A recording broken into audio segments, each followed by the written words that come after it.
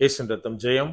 Price the lord my dear brothers and sisters. இந்த நாள்லையும் ஆவியானவர் உணர்த்தின காரியம், தேவனை பிரியப்படுத்துவது எவ்வாறு.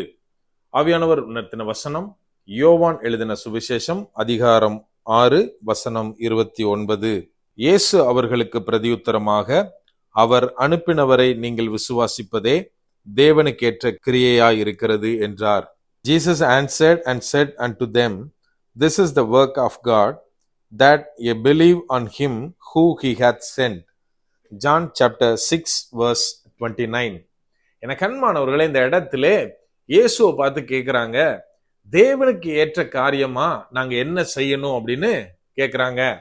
அதுக்கு இயேசு என்ன பதில் சொல்றாரு அப்படின்னா, தேவனுக்கு ஏற்ற காரியமாய் பிரியமான காரியமாய் நீங்க நடக்கணும்னா அவர் யாரை அனுப்பினாரோ அவரை விசுவாசிங்க அப்படின்னு சொல்றாரு. நாம் இந்த நாட்களில் தேவனை பிரியப்படுத்துவது எவ்வாறு என்று நினைத்து கொண்டிருக்கிறோம். நம்ம கொஞ்சம் திங்க் பண்ணணும். அதாவது ஒரு வீடை எடுத்துக்கிட்டா, ஒரு அப்பாவா நம்மளுக்கு என்ன பிடிக்கும் அப்படின்னா, நம்ம பிள்ளைங்க நமக்கு பிடிச்ச காரியத்தை செஞ்சா ரொம்ப பிடிக்கும், ஹாப்பியா இருப்போம். பிள்ளைங்க எடுத்துக்கிட்டா, ஒரு எக்ஸாம்பிளுக்கு, நம்ம வெளில இருந்து உள்ள வர்றப்போ பிள்ளைங்க உட்காந்து படிச்சுட்டு இருக்காங்க, நம்ம கிட்ட பாசமா ஓடி வர்றாங்க அப்படின்னா நம்ம இம்மீடியட்டா பயங்கர ஹாப்பி ஆயிடுவோம். ஏன் அப்படின்னா, ஒரு நல்ல காரியம் நான் சொல்லாம என் பையன் செய்யறான், என் பொண்ணு செய்யறான் அப்படின்னா ஒரு அப்பாவா ரொம்ப ஹாப்பியா இருக்கும். எப்போ ஒரு தகப்பன் ஹாப்பியா ஃபீல் பண்றோமோ, பிள்ளைங்களுக்கு அவங்க கேட்காமையே நிறைய ஃபேவர் நம்ம செய்வோம். இதே போலத்தான் இங்க ஒரு குரூப்பா இயேசு கிறிஸ்துட்ட கேட்கிறாங்க, பிதாவை சந்தோஷப்படும்படியா அவருக்கு பிரியமான காரியமா நாங்க என்ன செய்யணும் அப்படின்னு கொஸ்டின் கேட்கிறாங்க. அதுக்குதான் இயேசு இந்த காரியத்தை சொல்லுகிறார். பிதா யாரை உங்களிடத்தில் அனுப்பினாரோ, இந்த உலகத்திற்கு அனுப்பினாரோ அவர் மேல் விசுவாசமா இருங்கள் அப்படின்னு. நம்ம எல்லாத்துக்கும் நல்லா தெரியும் பிதா யாரை அனுப்பினார் நமக்காக அப்படின்னா, இயேசு கிறிஸ்துவை இந்த உலகத்திற்கு அனுப்பினார். அப்படியானால் இயேசுவை விசுவாசித்து நாம் நடந்தாலே போதும், பிதாவுக்கு பிரியமான காரியமா இருக்கும். இப்ப நம்ம நினைக்கலாம், பிரதர் நம்ம எல்லாரும் கிறிஸ்தவர்கள், கிறிஸ்துவை ஏற்றுக்கொண்டு விசுவாசித்து ஞான ஸ்நானம் எடுத்துதான் இந்த பேரே நம்மளுக்கு வந்தது. அப்படியானால் நம்ம எல்லாருமே பிதாவுக்கு பிரியமான காரியத்தில் தான் சென்று கொண்டிருக்கிறோம் அப்படின்னு சொல்லலாம். ஆனால் இயேசுவை விசுவாசிப்பது அவ்வளவு எளிதான காரியம் கிடையாது, மிகவும் கடினமான காரியம். நான் நினைக்க கூடாது, ஏசி ரூம்ல இருந்துட்டு இயேசு போதுமானவர், இயேசுதான் எல்லாம், இயேசுவால் எல்லாம் கூடும் அப்படின்னு நான் அறிக்கையிடுவது, பிரேயர் பண்றது, இது என்னுடைய விசுவாசத்தை காட்டும் அப்படின்னு தயவு செஞ்சு நினைக்க கூடாது. மாறாக என்னுடைய வாழ்க்கையில் நான் என்ன மாதிரியான சூழ்நிலைகள் இருந்தாலும் சரி, இயேசுதான் எனக்கு எல்லாம் அப்படின்னு நம்மளால சொல்ல முடியுமா? நம்ம கொஞ்சம் யோசித்து பார்க்கணும்.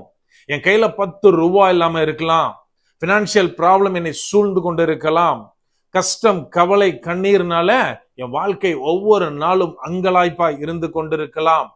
இப்படிப்பட்ட சூழ்நிலையில் இருந்து நான் சொல்ல முடியுமா, my God is in control அப்படின்னு?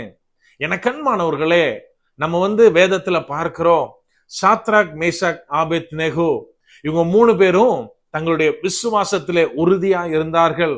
அவங்க என்ன அறிக்கையிட்டாங்க?